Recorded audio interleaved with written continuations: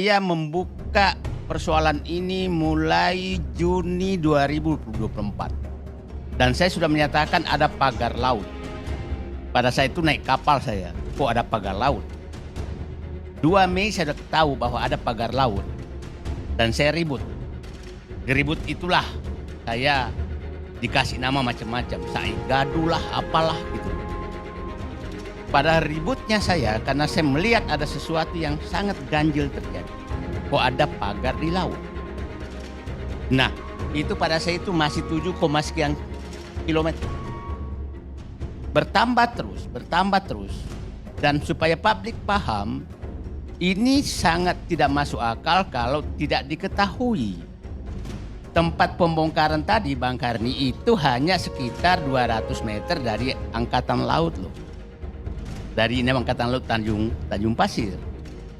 Nah, demikian juga tadi Pulau Cangkir itu dekat semua. Jadi menurut saya ini memang tadi baru negara kembali hadir menertibkan apa yang terjadi. Nah, publik harus paham kenapa sih ini pagar laut ini dan sertifikasi laut ini muncul akhir-akhir ini. Ini tidak terlepas dari Undang-Undang Cipta Kerja. Undang-Undang Cipta Kerja memunculkan istilah tanah musnah. Tanah yang kehilangan statusnya, nggak jelas lagi. Itu Undang-Undang Cipta Kerja. Nah, Undang-Undang Cipta Kerja ini yang muncul PP yang mengatur tentang pengakuan kembali tanah musnah. Ya, PP 18/2021. Nah, sehingga proses munculnya semua itu sekitar 2021 semua.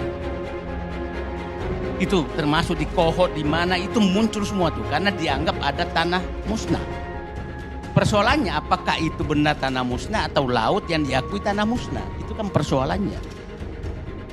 Jadi persoalannya, ya, nanti Pak dari BPN cek aja itu 2021 semua loh munculnya bersamaan di seluruh desa itu. Nah, jadi kalau publik bertanya, curiga, wajar dong curiga bahwa ada pensertifikat laut yang seakan-akan ada giriknya. Ya kan, itu kan sangat wajar. Nah, tapi kurang canggih mainnya menurut saya. Di PP tersebut diminta ada permennya. Permennya itu nanti Pak ini paham betul, itu sangat detail untuk bahwa itu panjang sekali prosesnya baru boleh diakui bahwa memang ada tanah musnah, tanah yang kehilangan statusnya, abrasi apa segala. Itu panjang prosesnya, itu bisa tahunan. Itu di Permen nomor 17 2021. Nah, itu panjang sekali prosesnya. Nah, ini ke uju-uju tahu-tahu sudah muncul sertifikatnya. Dan itu ada timnya, tim lintas kementerian departemen. Dan itu diumumkan harus di media. Dan kita tidak pernah mendengarkan ada pengumuman tentang tanah musnah di Kohot, di Tanara, di mana. Tidak pernah kita tahu. Tahu muncul sertifikat. Nah, kelihatannya, dan ini yang paling tidak sempurna permainannya ini adalah dia lupa bahwa Menteri Sopyan Jalil menertibkan petunjuk teknis tentang pengakuan tanah musnah tersebut. Ada 3 hal yang dikatakan di situ. 1, bahwa yang boleh diberikan hak hanyalah masyarakat yang ada di tempat itu, tidak boleh nama lain, dan memang punya sejarah bahwa punya tanah itu, dan hanya boleh dimanfaatkan. Tidak boleh menjadi hak milik, apalagi dialihkan. Nah, pengalihan menjadi HGB itu pengalihan berarti sudah melanggar. Jadi menurut saya terlalu sembrono mainnya kalau mau main mengambil laut. Itu terlalu sembrono main. Ini karena kita ini tidak bodoh-bodoh amat juga kan. Nah, Bang Karni, kenapa mereka tertarik sekali daripada membebaskan lahan merekayasa agar ada laut? Karena sangat menguntungkan, Bang. Di pinggir laut sekarang di PIK 2 itu ditawarkan 60 juta per meter. 60 juta rupiah per meter. Jadi kalau dia bisa ngambil laut 1 hektar, maka nilainya 600 miliar harga jualnya. Kalau 1000 hektar, kita bayangkan aja.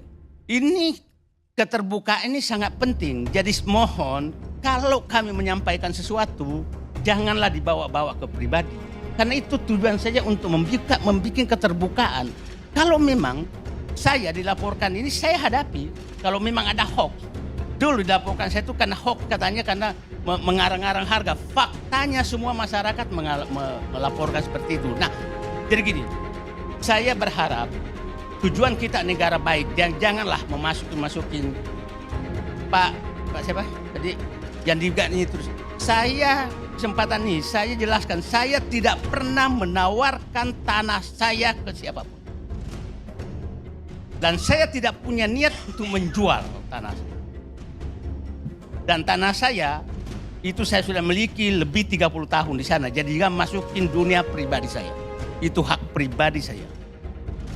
Nah, itu perlu nah, kalau Anda masuk terus gitu, itu namanya itu sudah menyerang pribadi.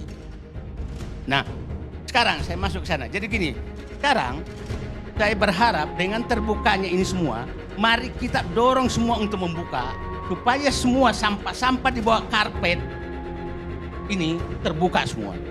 Saya nggak kebayang, Pak. Seperti tadi ada orang yang menyatakan jangan pakai etnis. Saya setuju. Tapi jangan juga ada etnis yang hidup eksklusif, yang menyingkirkan etnis lain, tapi kita berlindung bahwa pakai etnis. Itu juga harus. Jadi jangan antara ucapan dengan perbuatan itu harus sama. Saya setuju. Tapi jangan, saya tidak pernah mengkritik komplek-komplek lainnya masih menyatu dengan seluruh masyarakat yang ada secara terbuka. Tapi kalau ada sudah sesuatu dipagar dengan sangat tinggi dan menyingkirkan rakyat, itu yang harus kita tidak boleh.